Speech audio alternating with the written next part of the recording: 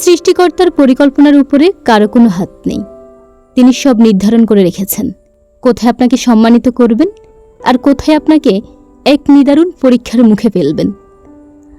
আমরা অনেক সময় না পাওয়ার বেদনায় ভেঙে পড়ি, অপমানের গ্লানিতে নিজেকে গুটিয়ে নিই, কিন্তু ভুলে যাই যে প্রতিটি পতনের পেছনে লুকিয়ে থাকে এক বিশাল উত্থানের গল্প।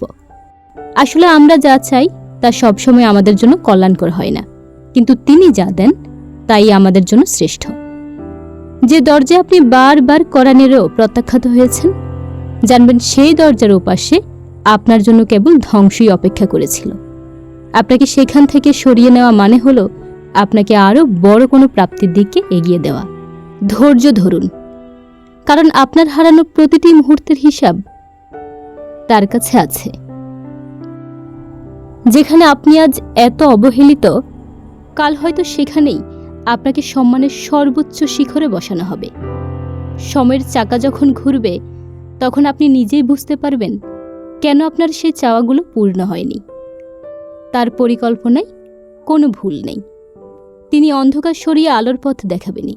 শুধু বিশ্বাস রাখুন, আপনার ধৈর্য আর সততা কোনো দিন বৃথা যাবে না, কোনো দিন না।